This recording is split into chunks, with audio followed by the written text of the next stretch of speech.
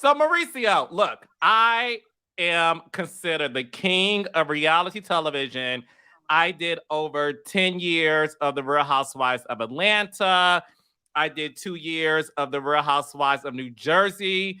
I love The Real Housewives of Beverly Hills. I am obsessed with your wife, Kyle Richards. We follow each other on Instagram, so we're fans of each other. But I'm here to talk to you about my new favorite show, Buying Beverly Hills, because when I say to you, Mauricio, we have been begging for a show about the agency for a very long time. And baby, you do not disappoint. Know that. Oh, I love you for that, Carlos. So you and I have a couple of things in common. First of all, I'm also obsessed with my wife, Kyle Richards. So you and I've got the obsession going on in the same way. And just feel so fun about that and so good about that. And yeah, we are so excited to have brought Buying Beverly Hills, to television on Netflix, and I've gotten such great response from everybody that's watching it. And I really just hope, that we're able to get season 2, 3, and 4. We still have so much more to offer and so much fun and so much good shit going on. Oh, you have a lot of shit going on. So let's get started with this first. You obviously have been a part of reality TV for a very long time. What made you, sir, venture off into your own show where you are in every single episode? And the commitment, as you know, is big when you're the face of the show. Well, you know what, Carlos? Honestly, it's we're already on television, right? I've been doing so much reality television for so many years now. I've worked with Nick Lachey and Jessica Simpson back in the day. I mean, you remember their thing, and then obviously everything I've done with the Real Housewives of Beverly Hills. But we just felt that we had something to offer, right? We felt that we could entertain. I was looking at all of our competition in the reality television on the on the real estate side. And I felt that there was another angle to real estate that had not been approached yet. Obviously, amazing real estate porn, some of the best houses ever on the planet. Which there's some really beautiful houses on a lot of the stuff that you've seen, but we just had that level up. We leveled up. We had a little extra on that one. Secondly, we really wanted to create a show that appealed to a wide variety of audience. Okay. And what I mean by that, I'm talking about young professionals in their 20s, okay, graduating high school, college, going into the workforce. What does it take to be successful in the workforce? Also, people in their 30s and 40s, that are in any business. It doesn't only have to be in real estate, but in sales, and get something out of it that it also taught them. So not only entertained people through the beautiful real estate porn and through some of the drama and all of that stuff, but create a show that also taught a little bit. Yeah, no, listen, I am a huge fan of real estate. And watching this show, yes, the real estate porn is great, and we'll get to the cast as well. But I want to focus on you a bit because I mean, I'm the king of reality TV, but you're the king of real estate, Mauricio. And watching you and the agency grow into being number one in the state of California, and obviously you have different agencies all over the world.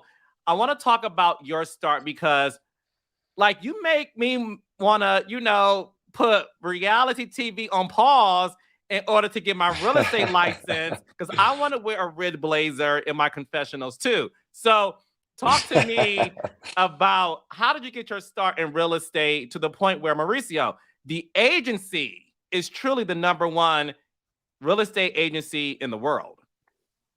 Well, I love you for saying that, and that's what it was meant to do, is also to be aspirational, right? Which is so important for us. But oh my God, Carlos, I got you know like everybody, we all have stories to tell, and I'm actually writing a book, and it's coming out very soon, April 11th, with all of these stories. But I'll give you a little bit of a glimpse into it. Basically, like a lot of people in this world, I struggled. I grew up in a relatively wealthy family, but back in the '90s, we lost a lot of money. I went to go take a job in the fashion industry. I got fired from that job right before Christmas. And I got home and I was so distraught and hurt and my crying and bawling, and walked into my wife, and we were in a 2-bedroom condo with 2 kids and me and my wife. And she knew immediately what had happened.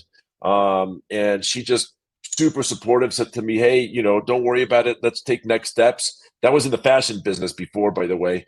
And I always wanted to get into real estate. And she said, "Listen, let's go get our real estate license. Like, this is a good opportunity. Let's not make this failure be the failure of ours. Let's make this the opportunity for a new door to open."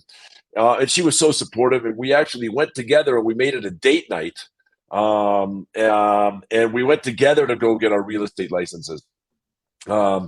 And that was when we had somebody taking care of the kids. We went out there, and then I got into real estate. She got her license. She obviously doesn't practice, but then that's when we all started going. And I got into sales. It was meant for me. It fit like a glove. Year one, I made about $180,000. And I made myself one promise that I would never have a lesser year the future year than I had the previous year. And I kept that promise now for 26 years, all the way through starting the agency. And there's just been so many different opportunities in terms of, creating, changing things, Carlos, and making real estate, so much better. Real estate was such an archaic thing. And, I'm happy to say that I think that we're one of the people through the agency and myself that actually brought sexy into real estate, right? Real estate became sexy 10 years ago. It wasn't sexy before. It was selling 3 bedrooms, 2 bathrooms, granite countertops, with Viking appliances, right? All of a sudden, 10, 11 years ago, when I started the agency, we started brand marketing. We started event marketing. We started throwing the super, open house with parties and Lamborghinis and Tiffany and Dior and all of these things. And all of a sudden, we brought sexy into real estate. And that's what started the agency. And we're the ones that created that world, and really changed, real estate, to what it is today. And I think that the agency, myself, is what brought and allowed and paved the world to real estate being on sexy enough to be on television, for reality shows, for people that want to watch it. Because the reality is we have amazing architecture, amazing interior design, but we're the ones that brought lifestyle into real estate, right? We sold lifestyle. We never sold the 4 bedrooms, 3 baths, granite countertops. That's not what I sold. I always sold lifestyle. What do you do in that particular place, right? In Aspen, my house, what do? I hike. I go outside. I'm on one of the best hiking trails on the planet. Amazing food, just down the street. Like, what am I doing? You're walking your dog. Like, that's what we're selling. We're entertaining. We're not like, that is what lifestyle sales is all about. And that's what the agency started 11 years ago. And I'm happy to say that we're definitely part of the path that opened it up into what real estate is today, and into the sexy. Bring the sexy back, baby.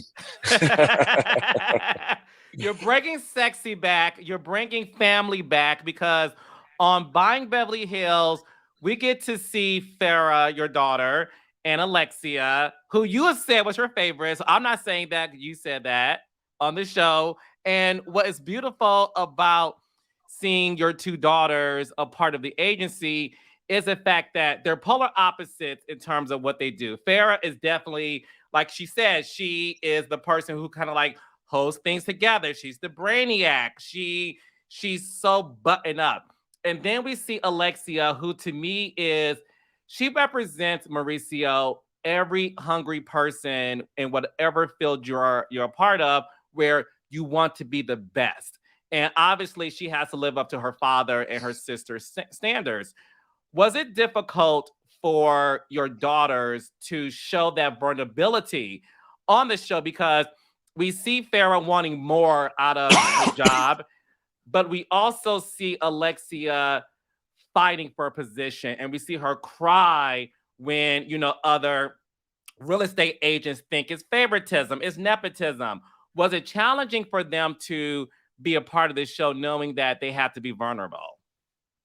That is such a good question. And, these kids were born, they weren't born, but they've had cameras on them for 12 years now, 13 years right now. So Portia was born with a camera on her pretty much. She was 1 year old when we started. But I think one of the most beautiful things that they did is really show their authenticity. They were vulnerable. I think everybody was vulnerable, but obviously started with them. And I think that's what makes one of these shows, what makes Buying Beverly Hills a great show and an entertaining show to watch, is that authenticity, that vulnerability, the mistakes. It's not everybody's perfect. It's not everybody's great. All of those things. I got to tell you, Carlos, one of the things that I've done with my kids. I tell them all in secret that they're all my favorite, so they all laugh now. So I'm allowed to say they're my favorite. They all think they're my favorite. They are all my favorite individually. So I have 4 favorites. Just like a typical agent, you know exactly the right things to say, Mauricio. I love it so much. Was it weird for you to see on the show? We saw Alexia with her best friend, fellow agent, and this guy who they had a flirty past, Joey. Was it weird as a father to see on the show them talk about like sneaking off when they were younger to like make out and stuff, and to know that they are working together? Is it weird for you as a father and a boss to see that office romance happen earlier on, knowing that these are childhood friends too? It's definitely weird. I'm not gonna lie. It's uncomfortable. It's weird, especially watching it. But by the same token, it's one of the things that's made us closer and stronger, right? Is that a lot of times parents and kids, they don't talk about certain things, right? Like you avoid certain conversations because they're uncomfortable. And one of the things that this reality television and this show has done is forced us to have conversations that are uncomfortable. And when you have those forced conversations, you actually get a lot closer with your kids or with whoever the other person is, right? Like, and so it's been an absolute pleasure and so much fun to work. Have the opportunity to work with my family, my kids, and it's a dream come true. I mean, what can I tell you? But I think that through all of this uncomfort, Carlos, comes a lot of greatness to it, and it's made us that much closer by having to watch that. Because when you watch reality television and you watch yourself, one of the things that people don't understand is that you're reflecting on yourself, and you actually, for the first time in your life, watch who other people see you as being, right? And that's why so much issues with reality television, because you finally watch something. You may not like yourself, right? Like you think you like yourself, but once you watch yourself on television, you actually realize, hold on a second, I'm not a great person, right? So it's been a lot of fun to watch it. It's made us a lot closer, and it's just been awesome. No, it has been awesome. And what I love about Buying Beverly Hills, because I love all of Netflix's real estate shows, is very different than selling the OC and selling Sunset, because, I like the fact that on Buying Beverly Hills, the focus primarily is on the sale of the home. And obviously, there's always some level of drama within any reality show. But what I love about Buying Beverly Hills is it feels so real and so authentic and so genuine. And I don't feel like anyone's playing up to the cameras. I don't feel like anyone is trying to be a caricature of someone else, or, I'm this person on Buying Beverly Hills. Everyone seems to be super genuine. One of my favorites is Brandon, who I think also is the person you root for because you want to see him win. What was it like when you told your agents that they were going to be a part of reality TV, knowing that, look, Selling Sunset is a huge show? So did you all feel the pressure to live up to that? Or did you feel like, let's be ourselves and let's be the best version we can be? God, that's a full question, but you are correct. And the cast was just excited to be ourselves. We were going to be authentic. We were going to be true to ourselves. We made a conscious decision to deliver a show that was not out there. We didn't want to be selling OC or selling Sunset. We didn't want to be $1 million listing. We wanted to be ourselves. The agency has a really special culture. It has really, we really thrive on this tight knit family environment and culture. We help each other be successful. You just mentioned Brandon Graves. I mean, how can you not root for this guy, right? Like he's just so charismatic, such a beautiful man. working, in a difficult, time, as a black man in Beverly Hills, struggling through that. Like, you just want him to fucking do it, right? Like, you just, and that shows. And I don't think any other shows, I don't think any other television shows get into that world and that reality and the struggles of what that looks like. And so we really just wanted to be real. We wanted to put it out there, and hope that people enjoy listening to that and watching that. But we weren't trying to be what everybody else is. We were not trying to be selling Sunset or anybody else. We wanted to create our own show that had its own personality. And we talked to the cast and the rest of the agency, prayed and hoped that we would show a little bit about what the agency culture was, and that it would, we wouldn't all of a sudden try to become something else in order to keep some, people entertained, and all of a sudden, just be creating drama for the sake of drama. There's enough drama in a daily life with, people's struggles, in terms of what they're doing. Are they door knocking? Brandon Graves, you mentioned him, but he says it, door knocking, like, he's got to be all suited up, looking good and feeling good, to go door knocking, right? Like, that's not the same problem that somebody else has, right? But, then you've got somebody like, Sonica, does she have what it takes? Is she driven enough, right? And then you have somebody else like Alexia, who's got, the family dynamic, all of the opportunities there, but does she have the drive to want to do it? Because there's a lot of people, kids, children that have been given things on a silver platter, that given opportunities, but they don't take advantage of them. They don't go do anything. They don't create anything, right? So for me, watching, Alexia want to do something amazing, Farah being so driven, all of these kids, I mean, it's just all of the dynamics are just so much fun and so real. And like I said, we wanted to create a show that was authentic to us, and then pray and hope that people liked watching it. And it seems that people are really enjoying it. So, I always say, in order to be great, you have to dare to be bad. And we dared to be who we are. And we dared to be bad, and we dared to not, just look at what else is successful. We dared to do something different, and it shows, and it's played well. Yeah, no, and again, I just want to say thank you for telling the story of a black man desiring to be an agent in Beverly Hills, and like you said earlier, and even what Brendan said on the show, door knocking is different for a black man in Beverly Hills than it is for his white counterparts. But it's subject matters like that, Mauricio, that Buying Beverly Hills touches on. And as a black man who will get into real estate, because you're going to be my mentor, so know that, I appreciated that level of honesty that was displayed, because it goes to show you that this show is real. And even the fact that you're raising, obviously, children in a world to where they have a lot of access and privilege, but to see that your daughters still want to be the best and that things are handed to them, I just want to give you all the props in the world for having Buying Beverly Hills showcase the reality of these people's lives. That, yes, we could watch real estate porn all day long, and yes, we could all stare at Mauricio in his suits, but it's also nice to know that you're getting something that's relatable to a massive audience. I want to make sure that you understood that too.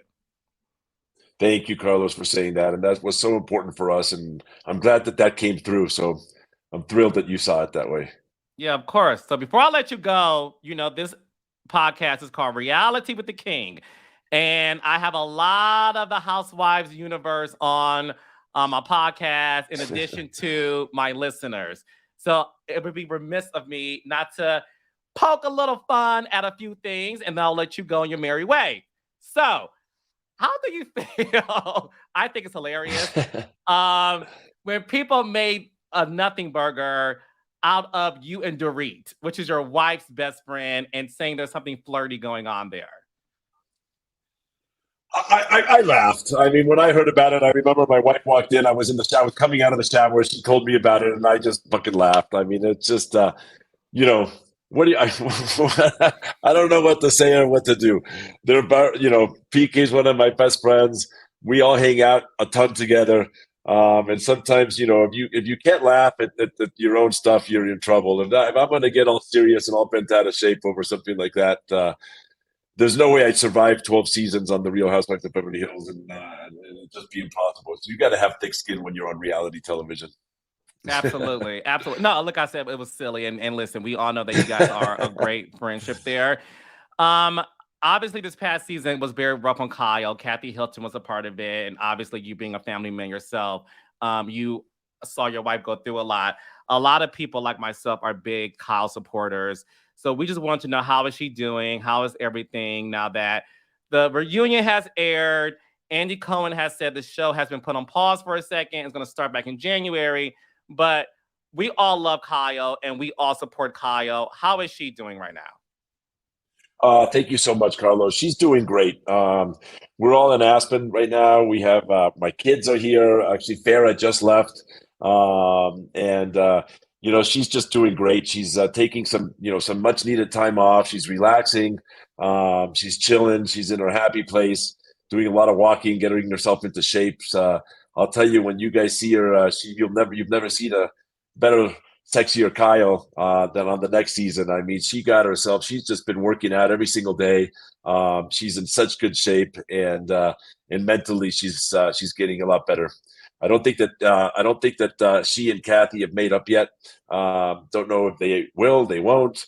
We obviously have some weddings to plan, and so hopefully we can have all of the family together for all of the family events coming up. Will this wedding be filmed for Buying Beverly Hills, Mauricio? It's very possible.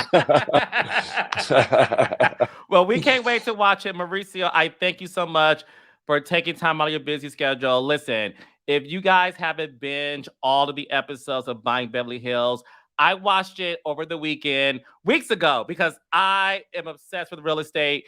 This show did not disappoint you all. And my listeners know, Mauricio, if I don't like anything, I just won't talk about it.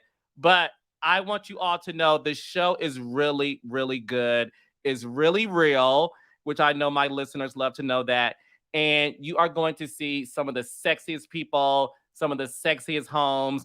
And gosh, you get to see Mauricio and Kyle FaceTime at a very pivotal moment on the show. So for the Housewives listeners, you also get to see your fan favorite on the 90210 as well. So we thank you, Mauricio, for this. Thank you so much, Mr. King. It's a pleasure to be on the King of Reality with the King. You're the best. I can't wait to do this again. All right. Thank you, man. Thank you, sir.